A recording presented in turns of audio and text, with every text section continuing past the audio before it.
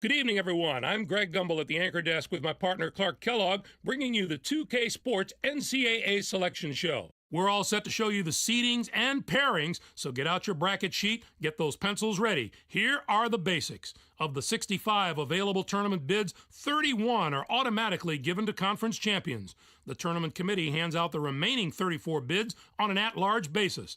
An opening round game will take place on Tuesday night to narrow the field to 64 teams. But before we unveil the brackets for this season, here's a look at the final top 25 media poll of the season. There's one big change you'll notice in the rankings. A new team has made the top 25 this week. The Cincinnati Bearcats debut in the poll as the number 25 team. The poll voters have had their say in the national ranking since November, but the time has come to hand over the reins to the selection committee. It's time to talk about the topic that has a lot of players and coaches holding their breath right now, the NCAA Tournament bubble. These are the 10 teams that aren't worried as much about where they'll be playing as if they'll be playing. Clark, who jumps out at you there? LSU should be considered among the best of the major conference teams not holding an automatic bid.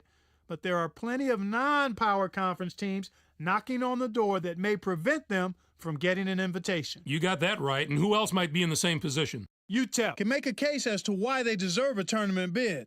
Problem is, everyone else can make a case as to why they don't belong in the tournament. I'm sure it's been a long week for those teams, but the wait's almost over. The NCAA Selection Committee has finished its meeting, and we're ready to unveil the top 4 seeds in this year's tournament. The Syracuse Orange are the top overall seed, and they will play in the East Regional. They begin the tournament as the dominant team in college basketball. They've been ranked number 1 in the media poll for the past 6 weeks. Let's see if they can live up to everyone's expectations. On to the second number 1 seed, who will play in the South Regional. The USC Trojans are seeking their first ever NCAA championship.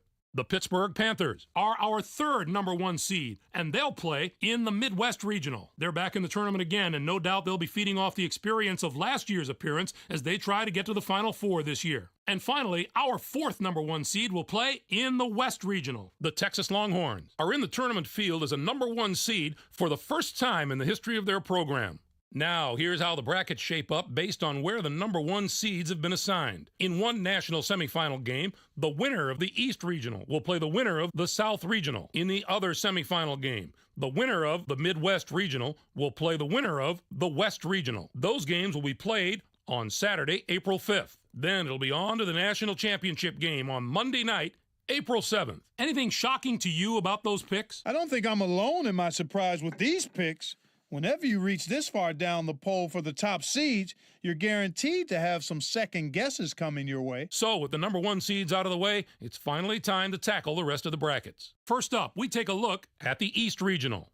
The Syracuse Orange are the top seed, finishing at 26-4.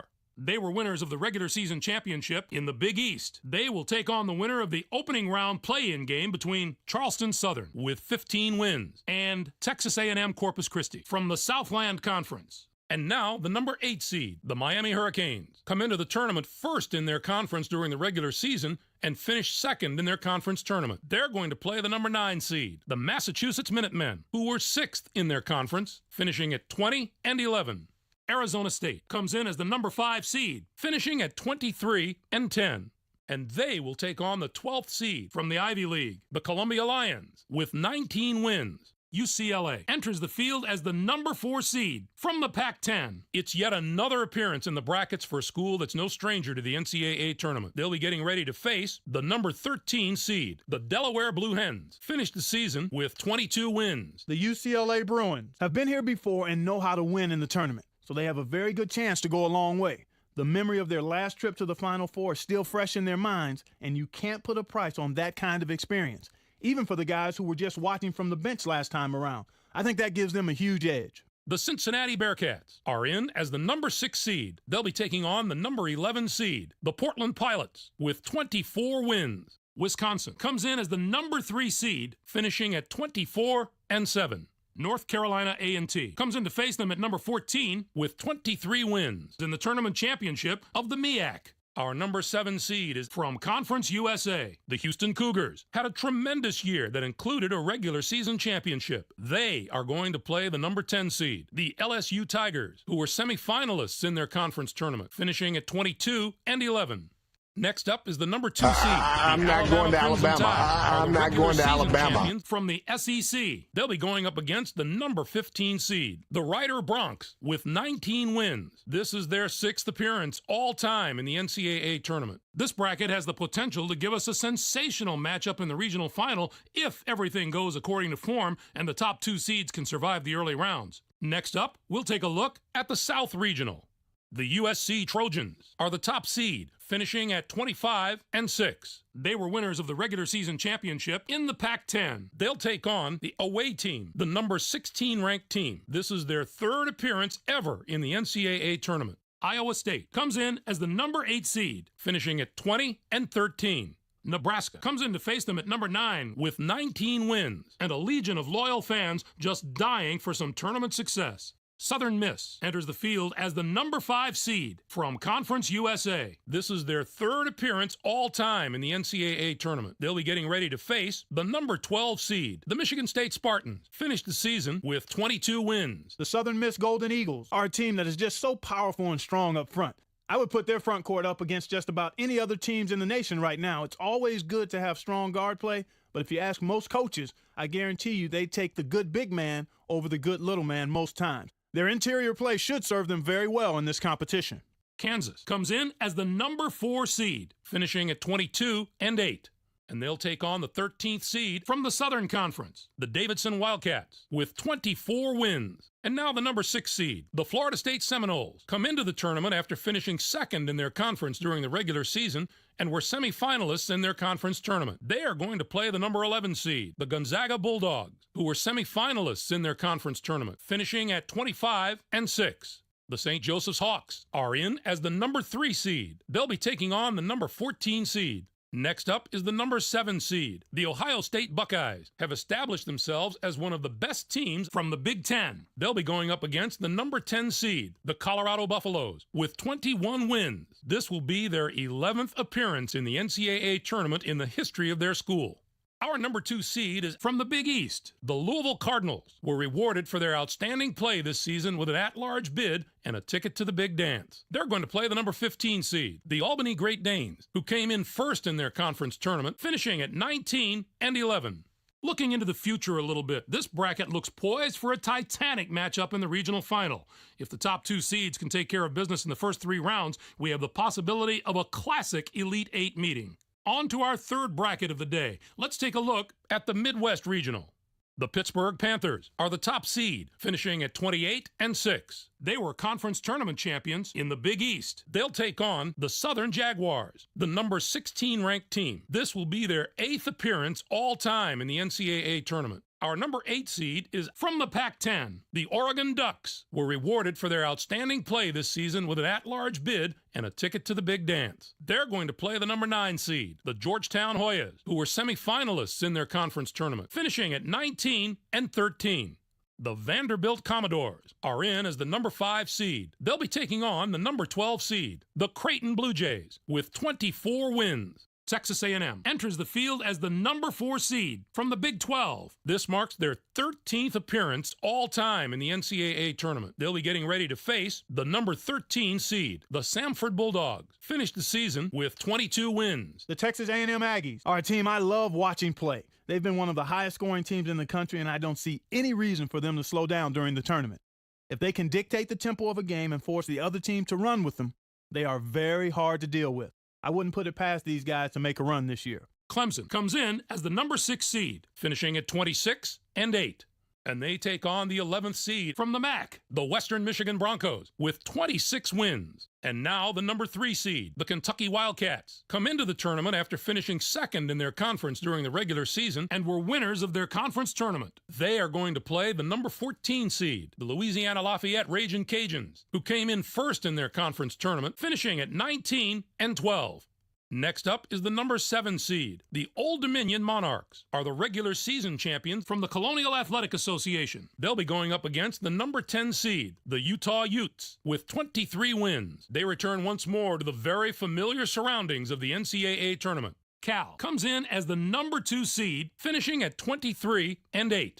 Monmouth comes in to face them at number 15 with 22 wins in the tournament and regular season championships of the Northeast Conference. Some of the lower seeds in this bracket have the ability to not only compete with the high seeds, but win a few games. The potential for a Cinderella or two in this bracket is definitely there. And finally, let's have a look at the West Regional. The Texas Longhorns are the top seed, finishing at 25-7. They won both the regular season and conference tournament titles in the Big 12. They'll take on the Holy Cross Crusaders, the number 16 ranked team. This marks their 13th appearance all time in the NCAA tournament. Next up is the number 8 seed. The Arizona Wildcats are the conference tournament champions from the Pac-10. They'll be going up against the number 9 seed, the Butler Bulldogs, with 25 wins. This marks their 10th appearance in the NCAA tournament in school history. Indiana comes in as the number 5 seed, finishing at 26-7. And they will take on the 12th seed from Conference USA, the Texas El Paso Miners, with 19 wins. Connecticut comes in as the number 4 seed, finishing at 22-9. Montana comes in to face them at number 13 with 21 wins in the tournament championship of the Big Sky. Our number 6 seed is from the ACC. The Duke Blue Devils were rewarded for their outstanding play this season with an at-large bid and a ticket to the big dance. They are going to play the number 11 seed, the Georgia Tech Yellow Jackets, who were 7th in their conference, finishing at 22-10. The Xavier Musketeers are in as the number 3 seed. They'll be taking on the number 14 seed, the UC Irvine Anteaters, with 18 wins. And now the number 7 seed, the Baylor Bears, come into the tournament as the 4th place team in their conference during the regular season and were losers in their first game at their conference tournament. They are going to play the number 10 seed, the Rhode Island Rams, who were 3rd in their conference, finishing at 21-9. West Virginia enters the field as the number 2 seed from the Big East. This will be their 26th appearance ever in the NCAA tournament. They'll be getting ready to face the number 15 seed. The Utah State Aggies finished the season with 19 wins. The West Virginia Mountaineers are going to provide serious matchup problems to any team that doesn't have depth and defensive ability at both guard spots. They have outstanding backcourt play at both ends of the court. It's the main reason they've made it this far, and they're going to have to maintain that form if they want to do some damage in this tournament. It's the first question every selection Sunday. Which is the toughest bracket? Well, this bracket looks to me like it wins that prize this year. Not only are the top seeds strong, the lower seeds can be dangerous as well. What are your thoughts on our top 16 seeds, Clark? Maybe I haven't agreed with the selection committee every year, but I think they did a great job this time. The top 16 looked just about right to me. West Virginia has just as much firepower as a few of those number 1 seeds, and I think they'll be around longer than a few of them as well. They are a tough team. Now, let's bring the conference picture into focus. The Big East gets 7 teams. The Big 12 with 7. 6 out of the Pac-10. The ACC gets 5 teams. What a down year for the non-power conferences. We're used to seeing at least one of those conferences compete on the level of the power conferences. But not this year. It's too bad we didn't see more small conference schools in the tournament. None of those conferences got more than 1 team in the tourney, and I don't expect any David and Goliath stories out of the teams that did get in. I'm surprised there were so few bids for the teams in the Mountain West Conference. It was an especially disappointing year for that conference. Usually you can count on a few of the nation's elite teams coming out of there, but this was a season where very few of those teams could maintain any type of positive momentum. Let's come back to the bubble teams that we mentioned earlier in the show and see which of the teams were able to get into the tournament. Gonzaga Must feel like a weight was lifted off its shoulders, but now the real challenge begins. Making a strong run in the tournament will justify the bid while proving the naysayers wrong. While they start prepping for their first-round games, the 5 teams on the other side of the page will be full-time students again. Tennessee just didn't do enough in the latter part of the season to warrant that bid. It's really too bad because I like a lot of the things they bring to the table, but I have no doubt they'll be back next year. Thanks, Clark. I'm sure that this year will provide us with all the thrills and excitement that we've come to expect from the tournament. Greg, it's going to be a fantastic tournament. We've got an outstanding field and a lot of sensational players. I guarantee there are some memorable moments soon to come. For my partner Clark Kellogg and for all of us here in the 2K Sports Studios, I'm Greg Gumbel. Thanks for joining us on the NCAA Selection Show, brought to you by State Farm, the #1 auto insurer. Enjoy all the excitement of the NCAA Tournament.